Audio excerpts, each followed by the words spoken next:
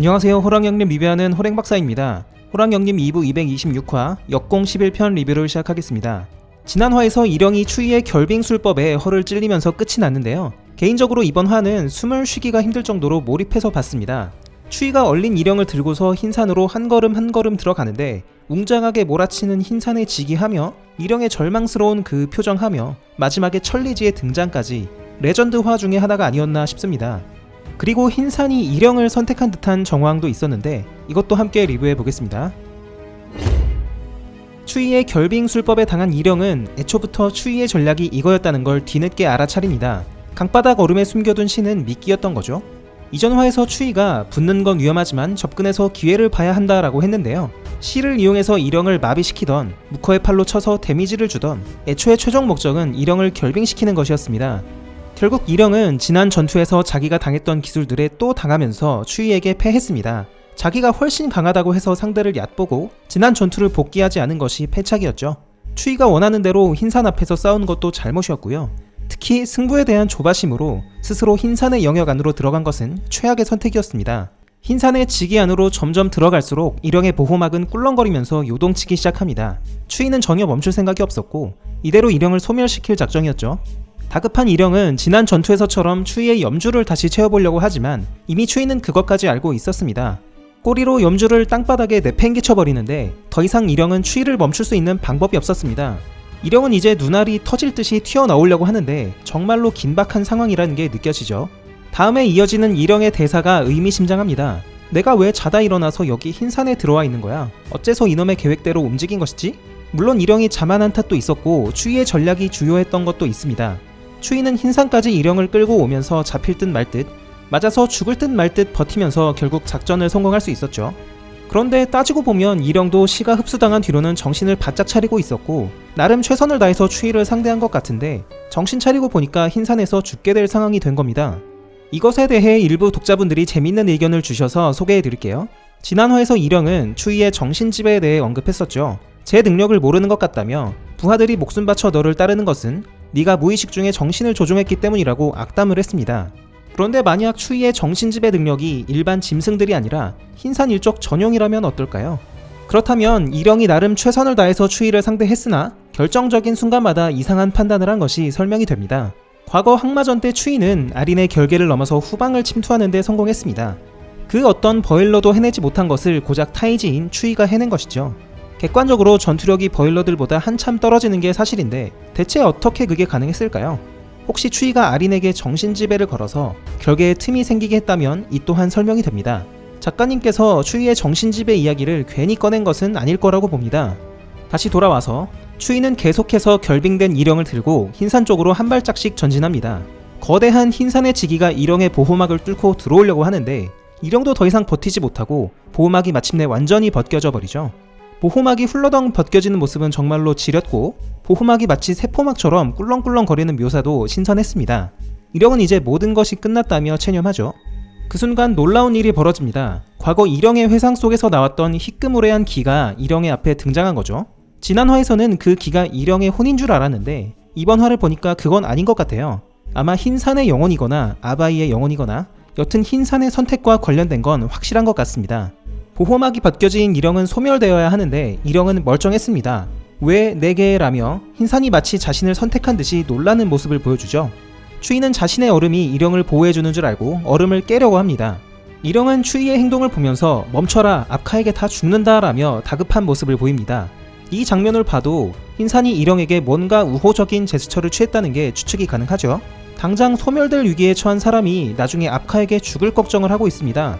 만약 여기서 추위가 얼음을 깬다고 해도 흰산은 일영을 소멸시키지 않을 것 같습니다. 그렇다면 일영은 왜 흰산의 선택 앞에서 좋아하질 못하는 걸까요? 일영 입장에서는 자신이 흰산의 힘을 받는다고 해도 아카를 이길 수 없다고 생각할 것 같습니다. 처음 백액을 발견했을 때도 좋아하기보다는 아카에게 죽을 걱정을 먼저 했죠. 만약 일영이 흰산의 선택을 받는다고 해도 감히 아카에게 대적할 생각은 못할 겁니다. 아린에 이은 또 한 번의 반역이며 세계관에 모두가 두려워하는 질서를 깨는 상황이 다시 한번 연출될 뿐인 거죠. 이번에도 여러 세력들이 아카와 함께 흰산을 침공할 것이고 일영은 아린처럼 소멸될 겁니다. 흰산이 정말로 일영을 선택했다라고 하면 그 의도는 뭘까요? 진짜 일영이 마음에 들어서 주인으로 앉히려고 하는 걸까요? 간만에 뇌피셜 풀가동 해보겠습니다. 개인적인 생각으로는 흰산이 진짜 원하는 건 아린이 돌아오는 것이라고 봅니다. 그렇다면 아린의 몸으로 사용될 일영이 죽어서는 안 되고 그 미션을 수행할 흰눈썹도 죽어서는 안 됩니다. 흰산이 둘을 소멸시키지 않고 봐주고 있는 이유는 그 때문일 수도 있을 것 같습니다. 흰눈썹이 빠르와 싸우면서 흰산의 영역 안으로 들어갔을 때 이상하게도 흰산의 지기는 적극적으로 흰눈썹을 소멸시키지 않았습니다. 굉장히 봐주는 듯이 보였고 빠르는 그 모습을 한참 동안이나 지켜보면서 뭐야 왜 소멸이 안 돼? 라면서 갸우뚱할 정도였죠. 아린을 부활시켜야 될 사명을 가진 흰눈썹이 죽으면 안 되니까 흰산이 살려준 게 아닐지 의심이 되는 대목입니다. 아랑사의 몸속에는 아린의 영혼이 들어가 있고 아랑사는 1년 넘게 흰산의 지기 안에서 뛰놀면서 자랐죠. 흰산은 아린의 영혼이 지기 안에 있다는 걸 눈치채고 있었고 아린이 다시 부활해서 흰산의 주인이 되기를 여전히 바라기 때문에 일영도 살려줬고 흰눈썹도 살려준 것이다. 이렇게 뇌피셜 정리해 보겠습니다. 다시 돌아와서 추인은 일영을 감싼 얼음을 파괴해버리려고 하는데 갑자기 날아온 무기에 팔을 제지당합니다. 어떤 놈인지 뒤를 돌아보는 순간 목덜미를 잡혀서 몸이 확 꺾여버리는데요. 천리지가 추위를 번쩍 들어올리면서 박력있게 등장합니다.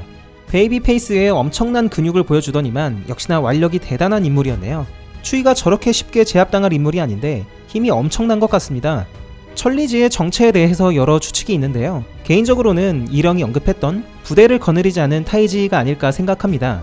일영이 추위에게 부대를 거느린 타이지 중에서는 네가 제일 강할 거야 라고 했는데 그 말은 부대를 거느리지 않은 타이지도 있고 개 중에는 추위만큼 강한 인물도 있다는 뜻이겠죠. 천리지는 참고로 지난 항마전에 참전하지 않은 것 같습니다. 자기 입으로 흰산은 처음이라고 얘기했고 흰눈썹을 본 것도 전쟁 전이 마지막이었다고 했죠.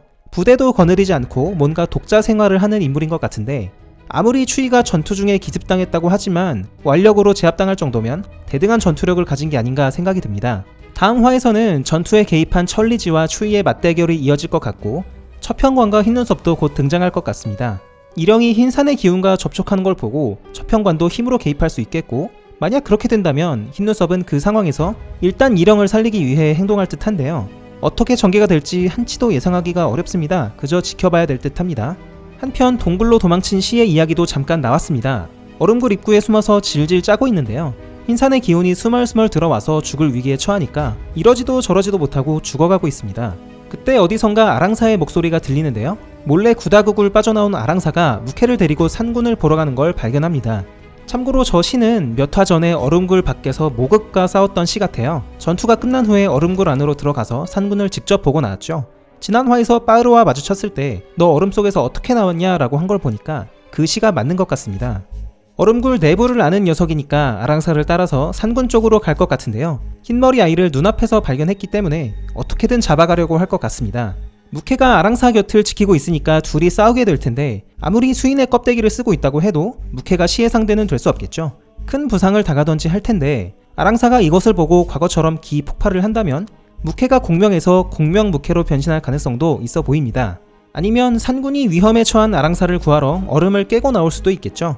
그 와중에 얼음굴 산군은 가짜일 가능성도 있고 이쪽 상황도 어떻게 전개될지 예측하기가 상당히 어렵습니다. 그저 다음 화를 빨리 보고 싶을 뿐이네요.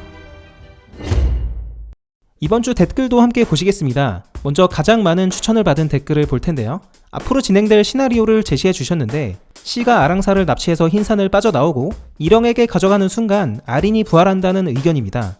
얼핏 보면 가능할 것 같은 시나리오인데 어려워 보이는 이유가 한 가지 있습니다. 바로 아비사의 존재입니다. 아린의 영혼이 아랑사와 아비사에게 나눠져 들어가 있다는 것은 확실하죠.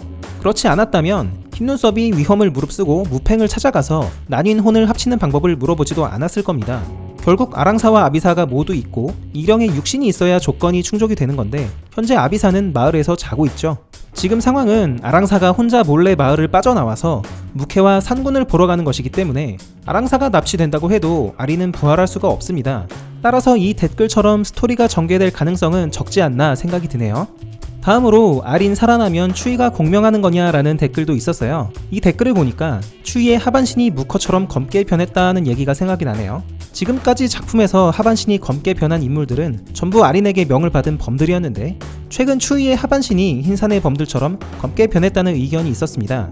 추위가 일영의 명을 지속적으로 흡수하면서 뭔가 영향을 받은 게 아니냐는 건데요. 수이나 추위의 전투 컷들을 보면 정말 온통 검정색으로 칠해져 있는 걸 볼 수가 있습니다. 과거에도 하반신 털은 검정색이었지만 발등은 회색이었거든요. 그런데 최근에는 발등까지 전부 새카맣게 변한 것으로 나옵니다. 이렇게 과거 장면과 비교해봐도 한눈에 알 수가 있습니다. 과거에는 발바닥이 하얀색이고 젤리가 검정색이었는데 지금은 발바닥이 검정색이고 젤리가 회색으로 변했죠. 무케와 같은 색깔입니다. 그리고 수많은 전투 컷들에서 발등 색깔이 대놓고 검정색으로 나오고 있습니다. 한편으로는 이 장면을 보면 단순한 채색 이슈인 것 같기도 합니다. 추이가 왕눈이에게 단약을 먹이는 장면인데요. 이 컷을 보시면 추이의 발등 색깔이 과거와 같은 색으로 나오죠. 이 다음 컷을 보면 다시 검정색으로 칠해져 있고 그 이후로는 쭉 검정색으로 나옵니다. 이 컷에서만 왜 색깔이 정상인지 이유를 잘 모르겠네요. 개인적인 의견으로는 단순 채색 이슈라기보다는 추이에게 뭔가 변화가 있는 게 아닌가 싶습니다.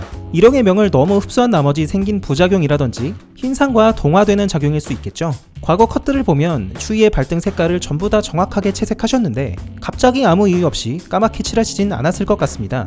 흥미로운 떡밥 중에 하나를 놓고 앞으로 같이 눈여겨보면 좋을 것 같습니다.